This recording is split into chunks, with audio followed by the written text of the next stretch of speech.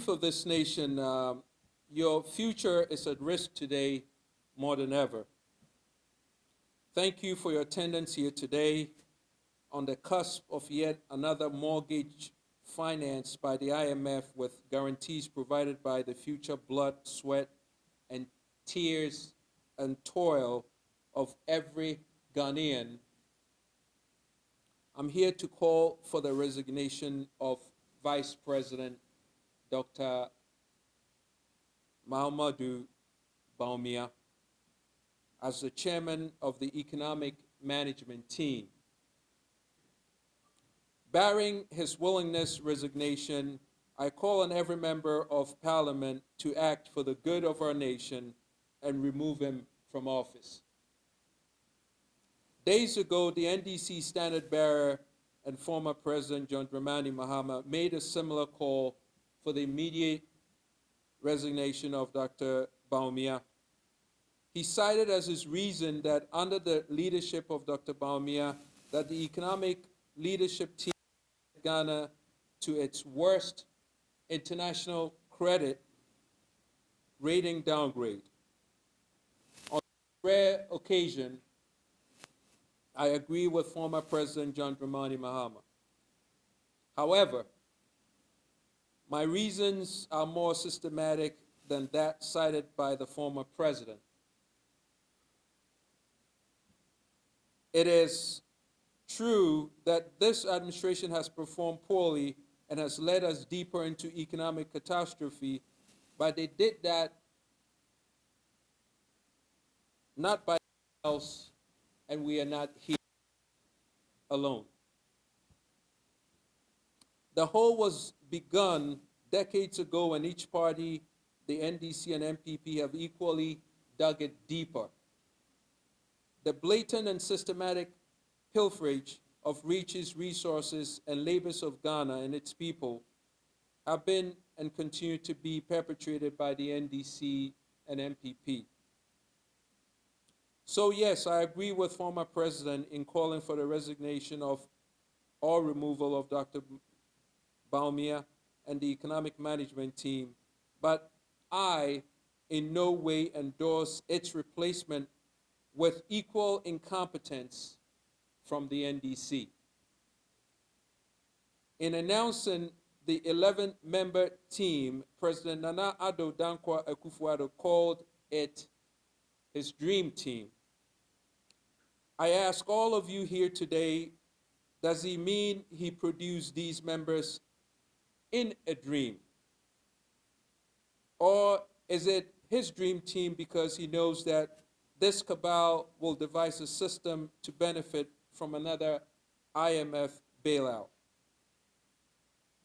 I ask you all, and especially the young people who will spend their lives in abject poverty, paying for another government scheme to ravage the wealth of our nation. Will this new IMF money build new schools, new hospitals, innovation centers of technology and commerce, or provide you with living wage jobs, secure housing, running clean water, or any of the basic necessities of the 21st century life? Will it fund advances in agriculture efficiencies and output?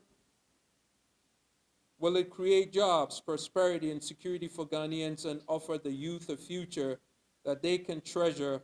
Or will it once again pad the bank accounts and endorse the luxurious lifestyles of the NDC, MPP, and their industrial cronies who support them and pay them homage? Hear this thing. In order to accept yet another loan from the IMF, there must be a marked change in the function, purpose, mission, and goals of this government. For over a decade, I have been engaged in working with the diaspora and the Progressive Alliance movement to change the dynamics of the Ghanaian government. My battle to have the representation of the People's Amendment Act implemented according to the law and my removal by the EC from the 2020 ballot are an indication of the coziness of the two political parties.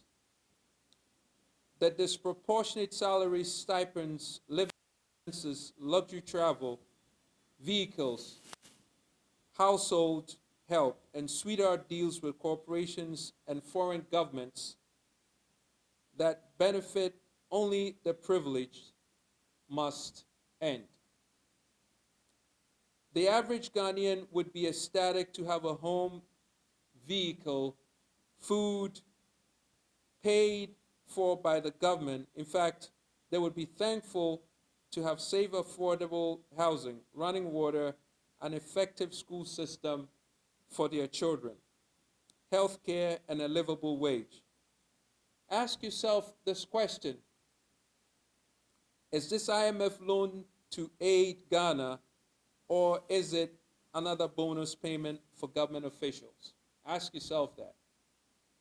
Since I officially began my independent candidacy for president leading up to the 2020 elections, I have offered solutions for innovative government.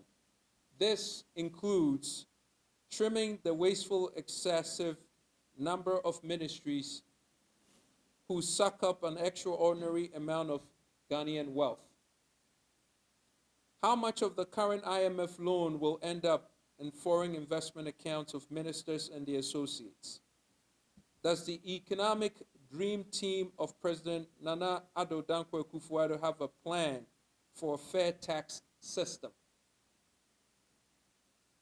Employment opportunities, entrepreneurial incentives, and programs for the Ghanaian people, or merely a complex Ponzi scheme to funnel the money into government excess and waste?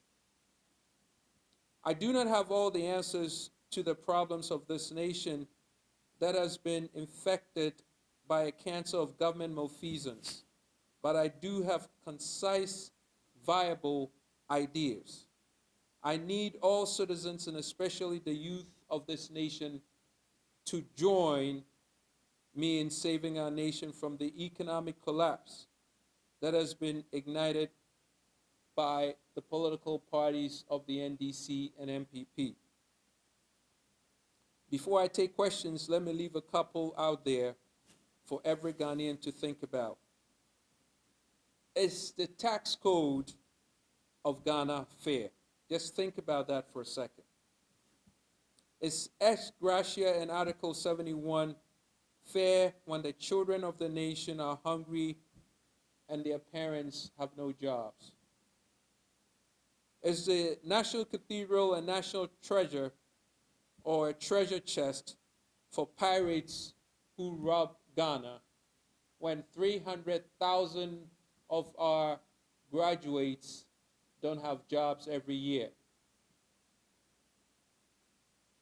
The IMF Executive Board approved a $1 billion disbursement to Ghana to address the COVID-19 pandemic. For what was it used, I ask? Was it used for hygiene projects like clean water or vaccinations, testing, more doctors, nurses, health facility, or outreach to communities? Can the economic disastrous team of President Nana Akufo-Addo tell us where the $1 billion was hidden? We have so much to discuss and plans to lay to save our nation. God bless our homeland, Ghana. 135 plus 130 million cedis they got from IMF. So what happened to all that money? If COVID was absolved by the $2 billion, then you shouldn't have an excuse for COVID. Right or right? Okay. IMF gave us hundreds of millions of dollars. World Bank gave us hundreds of millions of dollars. So that was supposed to be an economic kind of like revitalization money that we could infuse into. Listen, the fact is that brings us to IMF has never changed in the 16 times that we've gone to IMF. It always been high debt, high uncontrolled debt, high inflation, because you don't even control the variables of your microeconomics. You don't control it. Simple supply and demand you don't control. Do you control it? I mean, these are simple, basic questions, right? You don't, and then we don't have any excesses. We don't have a surplus. Do we have a surplus? Our net exports are a negative. Do we not know this? We know this. You guys know this. So don't buy the nonsense, that narrative that, oh, COVID. No, it's never like that. We don't have a surplus. Our net exports are a negative, and it's a huge negative. We don't have any reserves. Do we have any reserves, guys? Do you know? We don't have any reserves. So these factors, not having reserves, not having a surplus in exports, not being able to control your inflation, and look at unemployment. These factors will always bring you to IMF.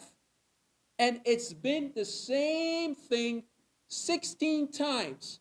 You know this is not by accident. You know it is deliberate, because they know that the IMF will always come, Uncle IMF will come and bail them out. And it's a Ponzi scheme. It's a sovereign Ponzi scheme. And they clean the slate, they start again, fresh start, and then they spend the money. If IMF were to give us $2 billion, in 10 months, $1 billion will be gone, and it will go to the huge government that we have. 100 and whatever ministers that we have. What are they doing? What value do they bring to Ghana? Listen, the science, and this is not hyperbole. We're not just talking. We have facts, okay? The two political parties of the NDC and PP have been failures in the last 30 years. This whole thing has been a grand deception. Major grand deception. Do you not see? They are supposed to be serving us. Now, let me ask you, have they served us? Yes or no? I mean, seriously. They haven't.